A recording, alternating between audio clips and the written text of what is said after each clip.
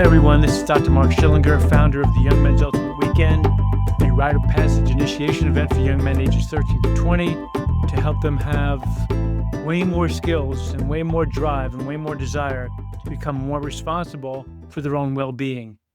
It's a really successful event. We've seen thousands of young men, probably just like your son, go through these changes, and they're just more ready for what's coming. It's a really beautiful thing.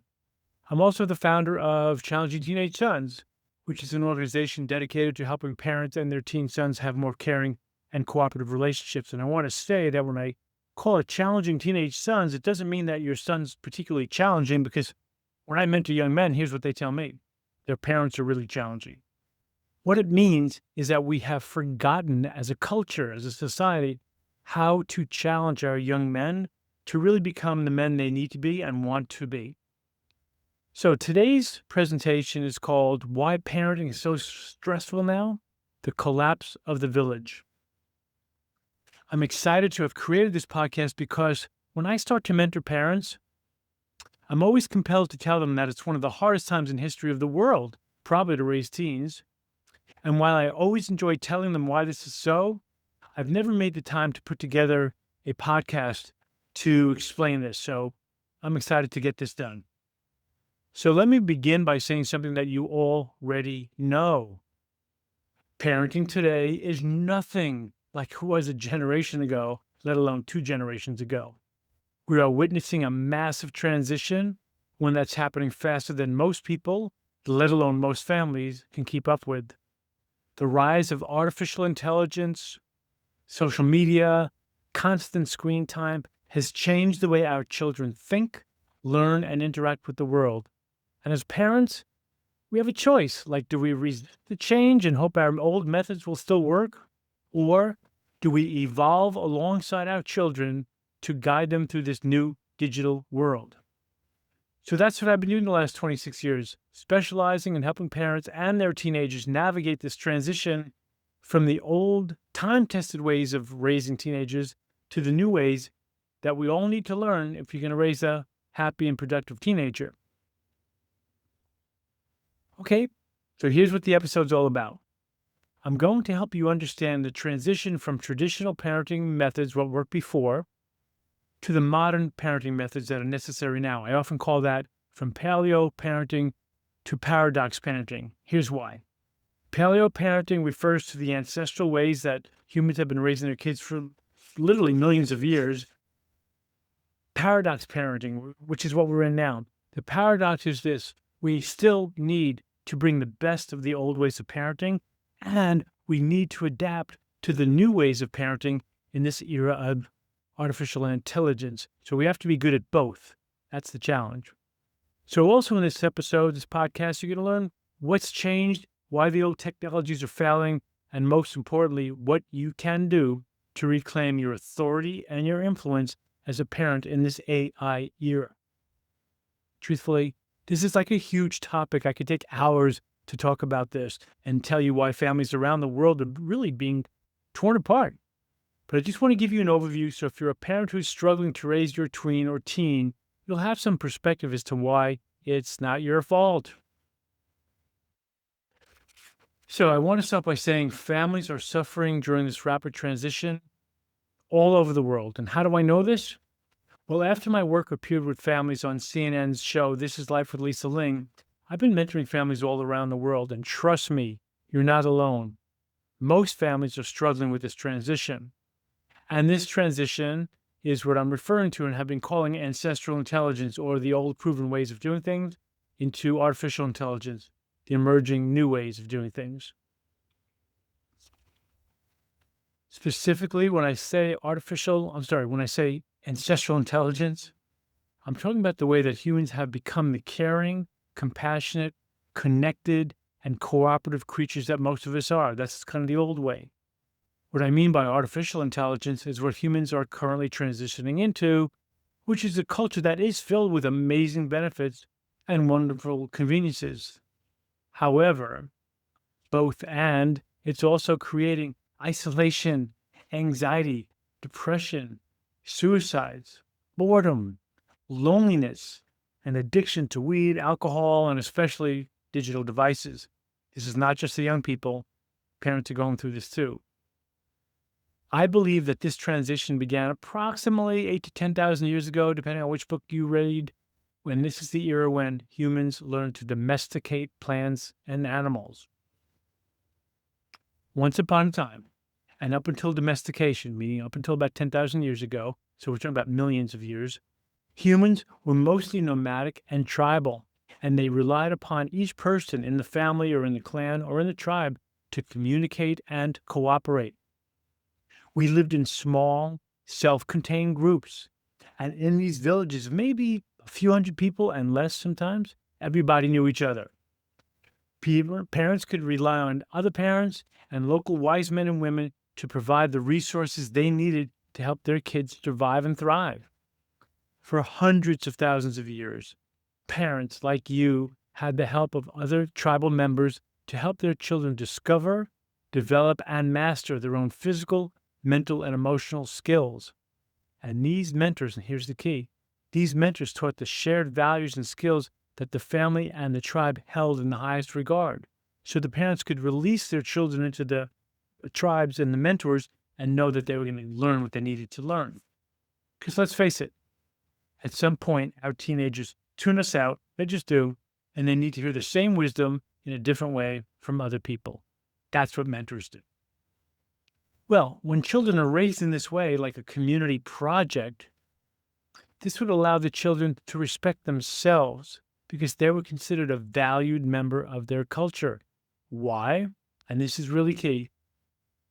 Because they were respected and appreciated for their own authentic insight and abilities. And because the children felt like they were held in high regard, this made it easy for the young people in the tribe to respect the shared values of the family and the community. So, during this time, meaning millions of years ago and up to about 10,000 years ago, there was a lot of cooperation. So just take a moment, use your imagination and think about our ancestors 500,000 years ago, maybe even a million years ago. I mean, how did they do this? How did they communicate? Well, the way they communicated then is more necessary now than maybe ever before. Our ancestors lived in environments full of challenges like we do now. So survival required constant vocal, facial, body-based communication, whether they were like in the form of warnings or alerts or laughter, celebration, whatever it was. If somebody didn't listen or speak clearly or read others well, they could put the entire tribe at risk. Everybody had to be good at communication. So it was then, and still is, this has not changed, even with artificial intelligence, it's not changed. Communication is still the root of cooperation, which all families need. And as long as families, clans, and tribes were communicating and cooperating, they were all considered necessary for the benefit of the tribe. Everybody in the tribe took care of the children. The parents didn't have to do it alone. What a relief. Now that sounds really intelligent to me. It's likely, it's been theorized, and there's evidence of this today in other modern tribes or old tribes that still live in modern times, that those who wouldn't cooperate could be pushed to the margins of the tribe and maybe even be told to be left behind, to leave the tribe. So that's how important it was. So how has this changed? Well, times have changed. Once a few people knew how to domesticate plants and animals, then those people who didn't know how to do that in the tribe, they had to go to those people to get what they needed to live. Right? This is the very beginning of the breakdown of a less stressful family life. Before this time, as I said, families lived near each other, they knew everybody, they took care of each other. Now, when a few controlled the most important things, parents had to worry if they and their children were going to have enough to survive. So the parents had to work harder than ever in order to take care of themselves and their kids. The people who knew how to domesticate animals and plants, in a sense, they had the upper hand. People had to come to them to get food. Currency was created to keep an accounting of who is paying for the supplies. So as I said before, this is where the stress began for parents because they no longer had the support of the entire tribe. Everybody had to sort of fend for themselves. That's a huge shift from a million years of tribes taking care of families to now where everybody's pretty much on their own. I mean, people who live in neighborhoods now probably only know a few people, a few of their neighbors, if that. That's certainly not going to create enough connection to want to really care for each other, let alone mentor each other's kids.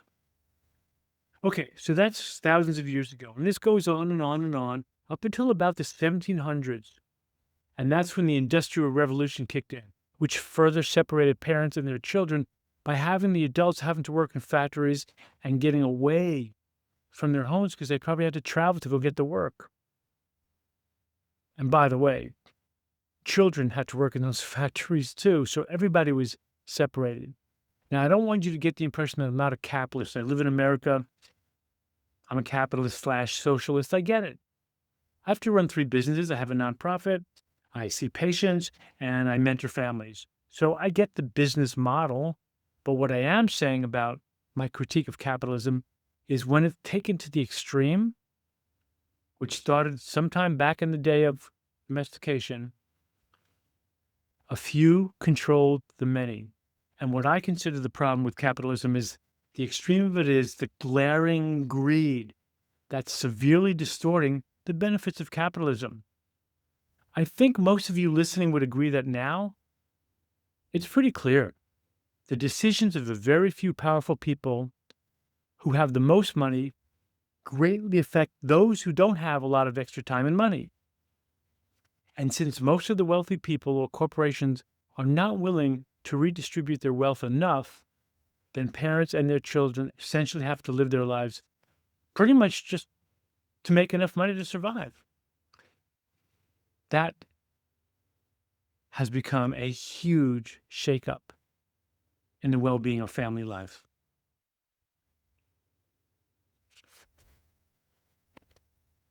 Then something else happened after that. The education revolution in the 1800s further separated parents and children by sending their children off to school. So they left their homes and they had to sit on their you-know-what, their butts all day long. I'm not sure that was really the best thing for children, certainly not young men. There's a book I want to turn you on to called The Underground History of American Education by John Taylor Gatto. Great book. Basically what he does is expose how modern schooling, which began in the 1800s, was deliberately designed not to educate, but to control, to get conformity with children, condition them into obedience and dependence, definitely not independence. He says that beginning in the mid-1800s, the American education system was hijacked by industrialists, politicians, and social engineers who modeled their system after Prussian schooling, which was based on an authoritarian top-down model intended to basically create obedient workers, prevent independent thinking, and undermine family and community influence. It's kind of the opposite of the way I perceive education and learning, which should always be connected to nature, real life, real people, real connection, real communication. So I want to read you something that Gatto talks about. It's a quote actually from Leo Tolstoy from his book, Education in Children, written in 1862. He says, "Take random 100 children of several educated generations and 100 uneducated children of the people and compare them in anything you please, in strength, in agility, in mind, in the ability to acquire knowledge, even in morality. And in all respects, you are startled by the vast superiority on the side of the children of the uneducated." Very powerful statement. All right, so now we have domestication, we have the Industrial Revolution, now we have the educational revolution. So a lot's going on here. And this is the beginning, really, of what I call the adrenaline drip phase of humanity. I'm a doctor specializing in stress management, so I know a little bit about stress and certainly as a family mentor, how it affects families. So when I say that we now live in the adrenaline drip era, that means that most of the time, most young people and adults are worrying about things, overthinking about things. They have to go to work, they have to be on time. So a lot of things that are stressful. So that keeps our bodies dripping in adrenaline, which is a fight or flight chemical, which really should be only dripping into our bodies for a few seconds to alert us if the case is like severe danger or maybe even wonderful joy, but something to get our attention. And if there's no real danger, the adrenaline drip should stop. We don't have that now. And so because parents have to work so much, kids have to go to schools if they don't like, they're all suffering and they're living in this adrenaline drip. It's not good. It's definitely not good. So, because there's so much worrying, because there's so much stress, everybody is stressed out. This is a far cry from 10,000 years ago when everybody worried about everybody's children. And just as if it couldn't get any worse, the technological revolution that we have now arrived. The era of digital domination and dopamine addiction, not just by young people, but by adults too.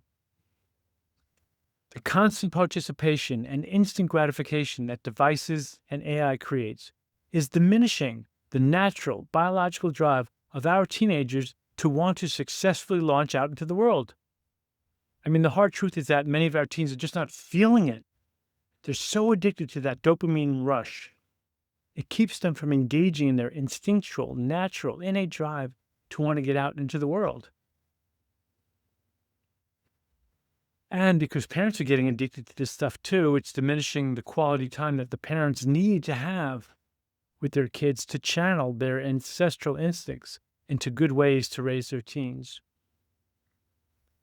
So I'm not telling you anything new when I say this stuff. I mean, everybody's kind of withdrawing away from each other. I often liken it to global warming, climate change. The ice caps are melting. That's a fact. And when I visualize this, I relate it to families. The ice caps melt and they break up into big chunks of pieces. And I liken that to like all the children and the adults breaking up. They're all going to their own separate worlds in their own separate bedrooms, on their own separate devices. And so that's causing them to float further and further away from each other, just like the polar ice cap melts and then those icebergs just melt away eventually, but they float away from each other. So this is happening at an alarming rate. So let's be very clear. I'm not saying that this is the fault of the parents or the teenagers, not at all. I mean, listen, it's no secret that the creators of smartphones and video games and social media knew exactly how they were going to be impacting family lives. And for the good of business, they did it anyway. Here's my beef. They did it with no warning, no instructions for the parents and the young people on how to adapt efficiently. Okay, let me just tell you a quick story. For a little bit of time, I got a chance to spend time with a Samburu tribe in Africa. And I watched these people literally dirt poor. I watched the young people. I got to know them because I met 3 young men who spoke English because they were working at an elephant preserve resort. I really was what it was for the adults, but it was a preserve for elephants. So we got a chance to learn how elephants live and how they needed to be protected. But I met these young guys who spoke English, and I struck up a relationship with them through drumming first and music, and then they took me to their village, and I got a chance to understand how they lived. Every child was valued. Everybody was valued. I mean, they were literally dirt poor, and they were so calm, so caring, and they just knew how to live. I was just very impressed with that. So I just wanted you to get a feel for that, really. We know how to raise children. We have the right instincts, and yet what I think is happening is that those instincts go on deaf ears because our children they just don't want to pay attention. So, winding down, I want to say that the world is changing, and parents need to adapt their methods of parenting to the new times without losing the same old good values that they need to teach, like responsibility, accountability, honesty, cooperation, things like that. All right, so at the beginning of this podcast, I said I'm going to give you some solutions here. Let's start. The first thing that you need to instill the right virtues into your children is you have to have a way. You have to have a method. You can't be making things up on the spot. You actually have to have a way. And when you have a way, you'll prevent your children from being led astray because they'll be following you and you have the certainty that you know what you're teaching. Number two, you have to have a rite of passage. I mean, that's why I founded the Young Men's Ultimate Weekend, because my son Gabe and I were not getting along. And then after that weekend, and there was other hundreds, 200 other young men at that first weekend. So I knew I wasn't the only parenting having a hard time with their teen son, but it really did begin to heal our relationship. And then I decided to put on rite of passage events for the parents because I knew they needed a new way, which I created for them.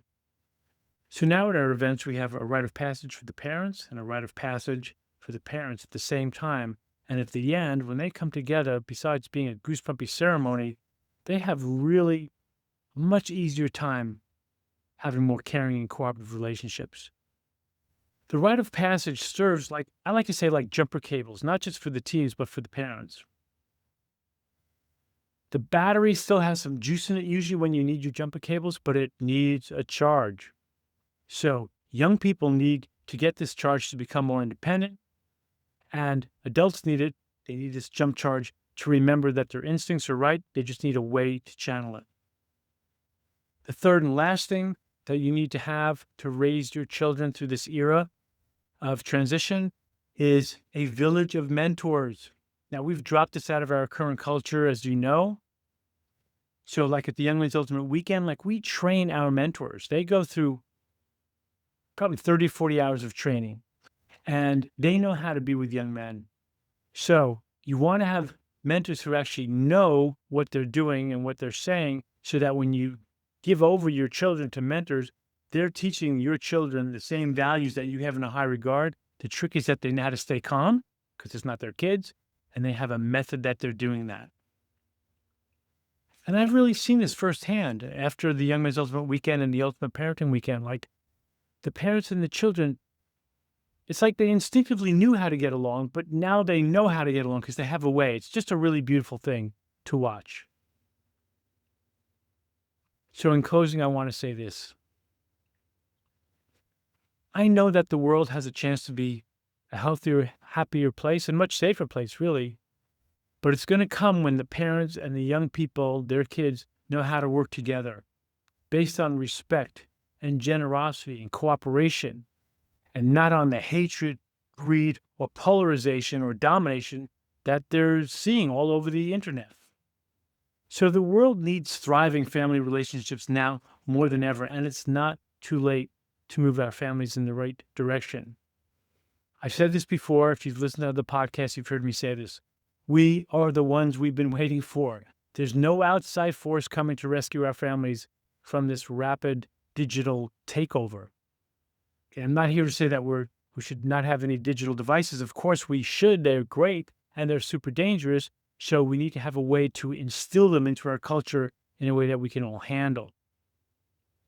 So the source of stress in families has been going on for thousands of years, but that's really a small period of time compared to the 1 million or 2 million years that humans have developing really great family relationships.